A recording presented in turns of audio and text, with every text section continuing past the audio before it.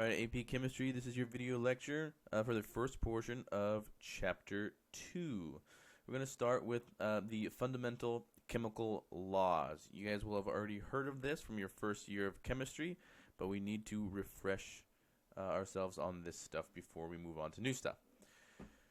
So what we're trying to get out of this particular section, 2.2, justify the observation that the ratio of masses of the constituent elements of any pure sample of that compound is always identical on the basis of the atomic molecular theory. Basically, based on the chemical laws that we're about to talk about, show that the ratio of masses within a compound is always the same. It's always the same. Table salt is always table salt. The ratio of masses in table salt is always the same. Then express the law of conservation of mass quantitatively, meaning with numbers, and then qualitatively using symbolic representations and particulate drawings. This is one of the first examples we're going to see in this course where it's a very good idea to try to practice your particulate understanding of what we're talking about, even though we do calculations to hammer out certain ideas, but use particulate drawings, basically representations in your mind. Really start with the conceptual understanding and then move on from there. And then design a plan in order to collect data on the synthesis or decomposition of a compound to confirm the conservation of matter and the law of definite proportions. Those are a couple of the laws that we're going to talk about here. Now, we're going to start by talking about a few important laws. The first one we're going to talk about is actually pretty straightforward. It's the law of conservation of mass. The total mass of the substances present at the end of a chemical process is the same as the mass of the substances present before the process took place. In short, it means mass is neither created nor destroyed. You see here a little animation. We're going to put two different beakers on this scale, two different substances, two different chemicals. With the beakers, we come out to showing a certain mass. We're gonna combine the two chemicals. You can tell by the color change that a chemical reaction is taking place, but at the end of the reaction, we have the same mass. Okay, we have the same mass at the end that we did at the beginning.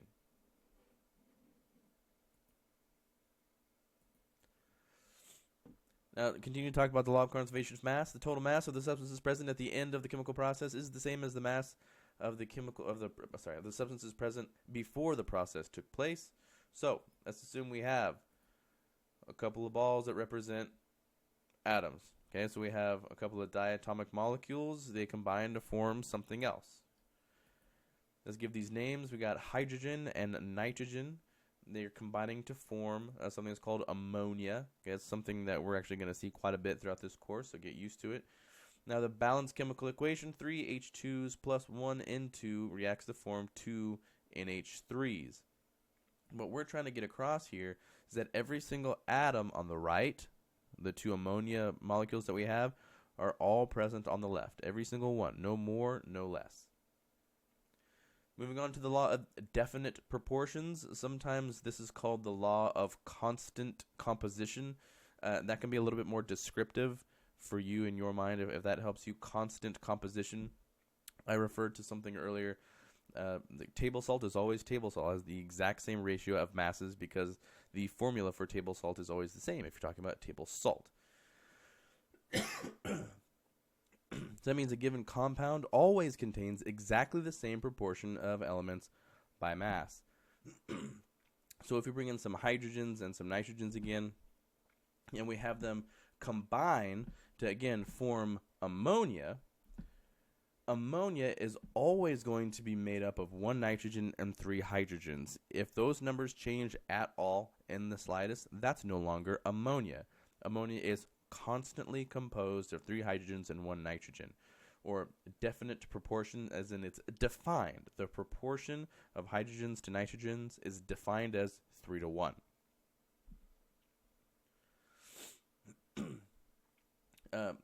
We have a little mathematical representation. That was our symbolic representation. Here's mathematical ones. If we have the constant composition of isooctane, okay, this is a certain type of hydrocarbon. So if we have 14.82 grams of carbon, we're going to have a certain mass of hydrogen that goes with it. Now, this is going to be a certain ratio. If we divide these out, we get a ratio of 5.33 to 1. All right, if we have a different sample of isooctane, we mass out the carbon to be 22.33 grams of carbon with 4.19 grams of hydrogen. If we divide those out, we still get the 5.33 to 1 ratio. And then we have a middle size, sample, we only have 19.40 grams of carbon, but we have 3.64 grams of hydrogen.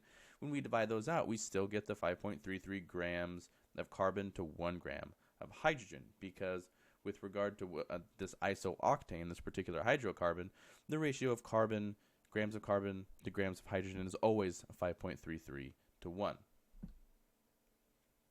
Now to the law of multiple proportions. So we're not talking about one single unit here. Before, with the constant composition, we were talking about table salt specifically, and only table salt, or the isooctane and that alone.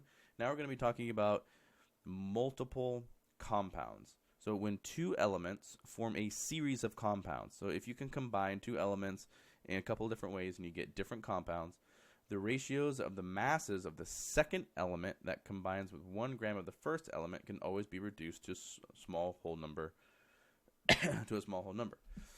So if we have 1 gram of carbon and we react that with oxygen, we can get two different compounds. And if we get 1.3321 grams of oxygen to react to that 1 gram of carbon, we're going to get CO, carbon monoxide. If we get some more oxygen to react with it, the 2.6642 grams of oxygen by chance, with the 1 gram of carbon, we're going to get CO2. So we have two different compounds created by a different combination of two elements, the carbon and oxygen. And when we take the ratio of the grams of oxygen to grams of oxygen, it's going to show that it's a 2 to 1 ratio. And all I'm doing is dividing the larger number by the smaller number. Yeah, that's all I'm coming at. This indicates that there is twice as much oxygen in the second compound. Now, you and I, we are well aware of what carbon monoxide is made up of, and we're well aware of what carbon dioxide is made up of. But when this whole idea of atoms was first being thought up, they did not. Okay, all they had was this empirical data to show that there was always some whole number ratio. Now, here's some more graphical representations of the law of multiple proportions. So we have carbon monoxide. We have 1 oxygen, 1 carbon. So if I divide the number of oxygens over the number of carbons, I get 1 to 1. With carbon dioxide, obviously there are 2 oxygens, dioxide. If I divide the oxygens by the carbons, I get 2 over 1. But it's always a whole number ratio. It's always a whole number ratio. It's not going to ever be a decimal.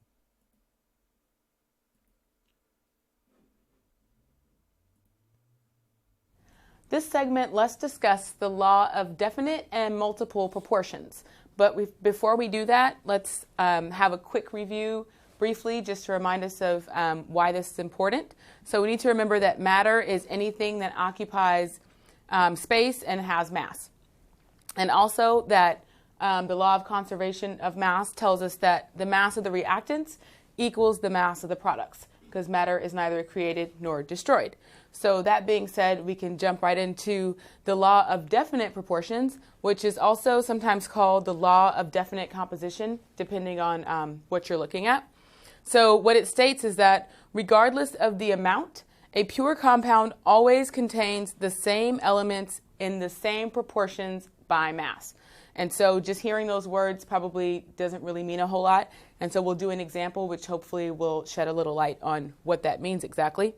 So again, a reminder is that the law of the conservation of mass is applied to compounds, and the mass of the compound is equal to the sum of the masses of the elements that make up the compound.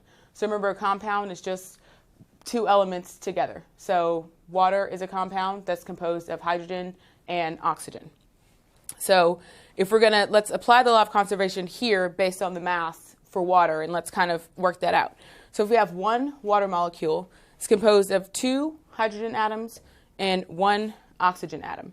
So if we recall from the periodic table, hydrogen weighs about 1.008 grams, Oxygen weighs about 16 grams. So if we have 2 hydrogen atoms, that means the mass is 1 gram each. So we have a total of 2 grams of hydrogen.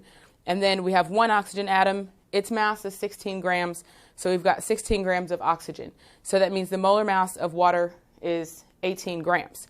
So then the ratio of hydrogen to oxygen is then 1 to 8. So let's move on and talk about the law of multiple proportions, which is a little more difficult maybe. And it's also known as Dalton's law. And so this comes into play a lot when you're doing stoichiometry. So that's when you're balancing equations and trying to figure out molar masses of different compounds that are involved in a reaction. So this states that when one element combines with another to form more than one compound, the mass ratios of the elements in the compounds are simple whole numbers of each other. Again, the words probably don't mean a whole lot, but let's work through a couple of examples and see if that sheds some light. So here let's look at carbon monoxide and carbon dioxide. So both of these compounds are composed of the same elements. Carbon monoxide is composed of carbon and oxygen. Carbon dioxide is composed of carbon and oxygen. But clearly they have different properties because we know that carbon dioxide is something that's in our air and in our bodies and we breathe it and it's fine. However, carbon monoxide, even in pretty small concentrations, can actually cause you to asphyxiate and kill you. So clearly they have different properties. So maybe one of the reasons why that is what we're going to see here. So in carbon monoxide, the oxygen to carbon ratio is 1 to 1. So again, the molar mass of oxygen is 16 grams and the mass of carbon is 12 grams. So then if we look at carbon dioxide, the carbon oxygen to carbon ratio is 2 to 1.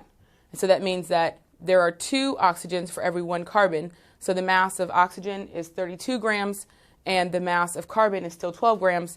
So you see here that the ratios here, it's exactly 2 times what it was for carbon monoxide. So we can apply the same logic to the difference between water and hydrogen peroxide, H2O2. So again, water and hydrogen peroxide are both composed of the same elements. So compounds of the same elements, hydrogen and oxygen in water and hydrogen and oxygen in hydrogen peroxide. And so let's look at the hydrogen to oxygen ratio in water is 2 to 1. And in peroxide, it's 2 to 2, or you could say 1 to 1. But for these purposes, it's just a little bit easier to think of it as 2 to 2. So then the mass of hydrogen, again, is 1 gram per hydrogen, and you've got 2 of them. So the mass here is 2 grams to 16 grams of oxygen. And then for the peroxide, it's 2 grams of hydrogen for the same reason, and oxygen is 16 each, so that makes the mass here 32. Again, you see that the mass ratios work out that H2O2 is exactly twice that of water. So this is the basics of proportions, and go ahead and work through some more practice problems so that you can get up to speed on that. All right, let's try a concept check, and I'll end up giving you the answer for this one, but please attempt this anyway. So we're testing Dalton's atomic theory. So in the following drawing, the green spheres represent atoms of a certain element. The purple spheres represent atoms of another element. If the spheres touch, they are part of a single unit of a compound. Does the following chemical change represented by these symbols violate any of the ideas of Dalton's atomic theory? If so, which ones? Now, go ahead and come up with an answer on your own. If you need to press pause, go ahead, because here comes the answer. Our solution is the starting materials consist of 2 green spheres and 2 purple spheres. The products consist of only 1 green sphere and 1 purple sphere. This violates Dalton's postulate that atoms are neither created nor destroyed during a chemical change and merely redistributed or arranged in a different way. In this case, atoms appear to have been destroyed because we're missing 2 spheres. Try another one. In the following drawing, the green spheres represent atoms of blah, blah, blah, blah, blah. If the spheres touch, they're in the same unit. Okay, but does the following chemical change represented by these spheres violate any of the ideas of Dalton's atomic theory? If so, which one? So, take a peek, come up with your answer. Press pause if you need to, because here comes the response. So here, the starting materials consist of 4 green spheres, 2 purple spheres. The products consist of 4 green spheres and 2 purple spheres. This does not violate any of Dalton's postulates. Atoms are neither created nor destroyed, but they're redistributed in small whole number ratios. So when we compare this to the check that we just saw, we have a different number of green and purple spheres on each side. When we get to this one, we see the exact same number of green and purple spheres on each side of the reaction. Therefore, none of those postulates are being violated.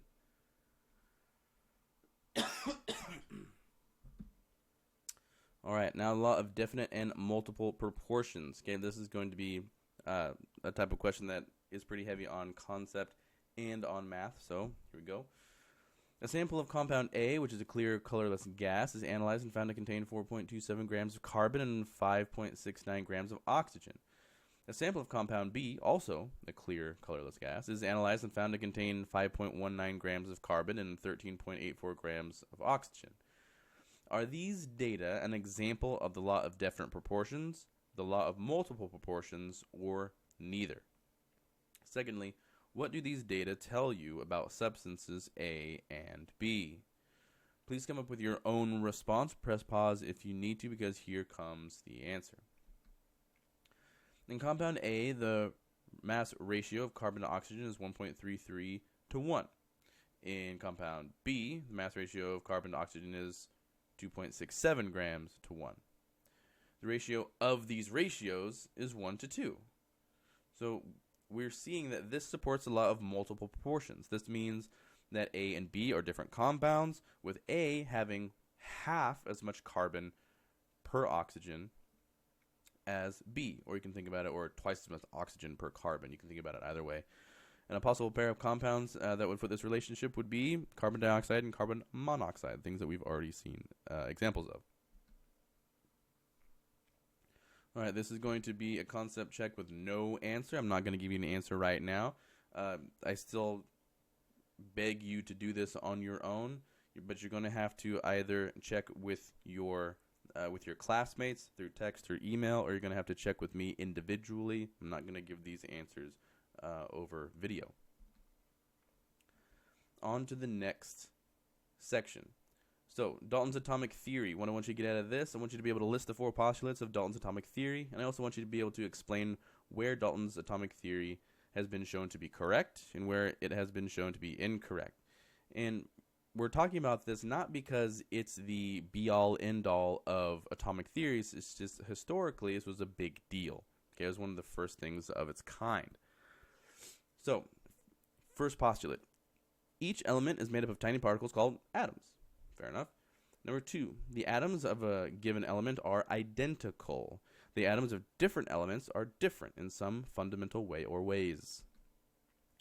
Number 3, chemical compounds are formed when atoms of different elements combine with each other. A given compound always has the same relative numbers of and types of atoms. Number 4, chemical reactions involve reorganization of the atoms, which means changes in the way that they are bound together. This also means that the atoms themselves are not changed in the chemical reaction. So, based on those postulates, which of the following statements regarding Dalton's atomic theory are still believed to be true? Come up with your answers. Press pause if you need to. Here comes the response. Elements are made up of tiny particles called atoms. That is still thought to be true. Statement 3, a given compound always has the same relative numbers and types of atoms. This is also thought to be true. This is an example or an extension of the law of constant composition or definite proportions.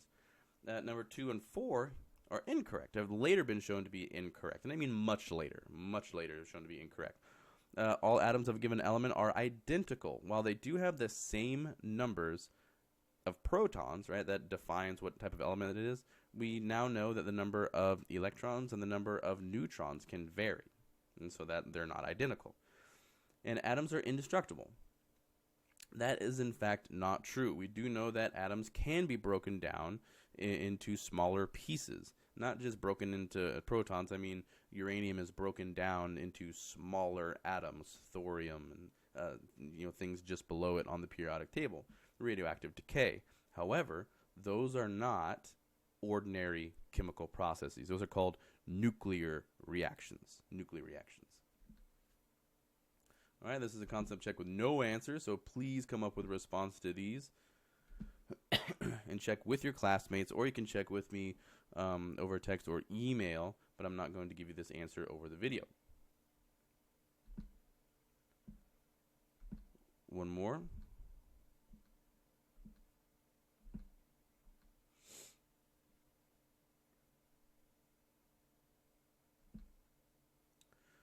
All right, moving into 2.4, the early experiments to characterize the atoms.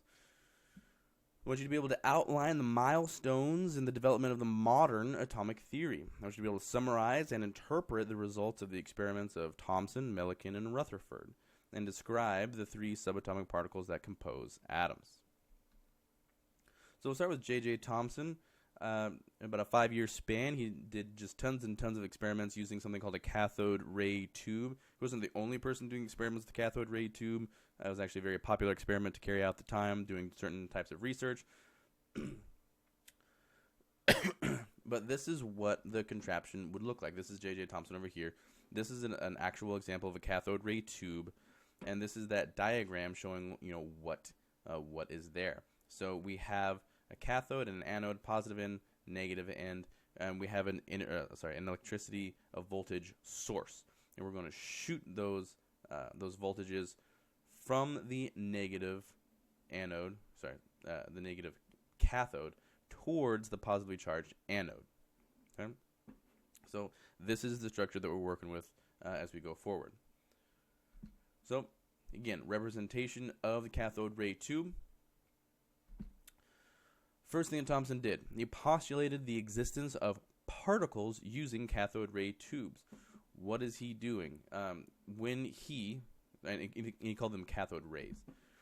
When high voltages were applied to the tube, a ray emanated from the cathode, the negative end. And that would make sense because it's a voltage source. We now know that that's negatively charged. Electricity is negatively charged. So it's going to start at the negative end, and it's going to flow towards the positive end. It's called the anode. It's a positively charged electrode. But what would happen is a beam would form. A beam would form from here through there, and even when it was run through the slit, that beam would continue. And he called this a cathode ray. And he postulated or hypothesized that this ray was actually made up of small particles. Second thing that he did, he determined the charge to mass ratio of the electron. That might not seem like much right now. You don't know how that's going to be used, but it's going to be used later by Millikan. So because this cathode ray was produced at the negative electrode and was repelled by the negative pole of an applied electric field, that's what we're doing right here, these two plates. We have an electric and magnetic field right here. It's repelled by the negative field and attracted to the positive field. Thomson postulated that the ray was a stream of negatively charged particles, which we now call electrons. So based on this repulsion to the negative and attraction to the positive, he hypothesized that they were in fact negatively charged. From experiments in which he measured the deflection, how much this ray would bend away from the negative end and towards the positive end. So based on the magnitude of the deflection, Thomson determined that the charge to mass ratio of an electron was negative 1.76 times 10 to the 8th coulombs per gram.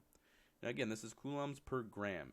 It's an electric charge per mass. It's a ratio. So the absolute charge was not known, and the absolute mass was not known. It was just a ratio. So based on these data, what Thomson did, he concluded that the atom must also contain a positive particle that balances exactly that negative charge carried by the particles that we now know as electrons. Since atoms were known to be electrically neutral, Thomson further assumed that the atoms must also contain some positive charge, somewhere, somehow. Thomson postulated that an atom consists of a diffuse cloud of positive charge with the negative electrons embedded randomly in it. This is what we now look back on and call the plum pudding model. So we have these negatively charged electrons in there somewhere. Don't know when or where or why they're there, but there must be some positive charge to balance that out. Then we move on to Robert Millikan and his Oildrop experiment. So once Thomson came up with a charge-mass ratio. So once that charge-mass ratio of the electron was known, the determination of either the charge or the mass of an electron would yield the other, because you could simply solve for the other. Robert Millikan determined that the charge on the electron is equal to 1.60 times 10 to the negative 19th coulombs. From that, he was able to calculate that the mass was 9.11 times 10 to the negative 28 grams. That's incredibly small. And so this is his Oildrop experiment. What we see here is a completely sealed container. We have two charged plates. Okay, we have the negative charge right here, and so the negatively charged electrons are going to be repelled from this plate and attracted to this plate. Now what he did is he actually sprayed oil into this top container, this top area, and there was a hole in the plate, a very, very small hole, very, very small hole. And so theoretically, only one or maybe two molecules of oil could move through the hole at any one time. As they did and fell through that hole, he would hit them with X-rays. The idea of the X-ray was that it would charge the Oildrop, turn it into an ion. And because it was now an ion, it would either be attracted or repelled to one of these charged plates. And because it would be attracted to the plate in such a way that the stronger the charge he put in through the plate would attract the charge of the Oildrop, and it would actually stay in suspension. It would not continue to drop due to gravity. It would actually be attracted to this charged plate up here.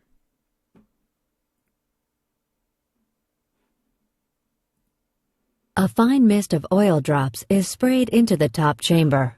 Oil drops acquire a charge from air molecules ionized by an X-ray source. When the voltage on the charged plates is adjusted properly, the drop can be suspended between the plates. Several measurements allow determination of the charge of a single electron. Moving on to Ernst Rutherford, but before we get to the gold foil experiment, we need to go over radioactivity.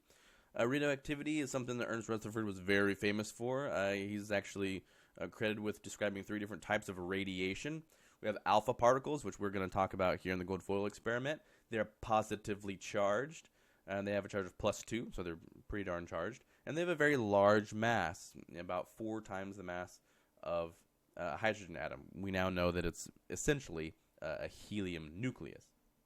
But he also described these beta particles as negatively charged with a -1 charge, but a very, very small mass. We now know that these are free, fast-moving electrons. We also have gamma, right? Things that turn Bruce Banner into the Hulk. We have gamma rays. They have no charge and no mass. They're just pure energy. So,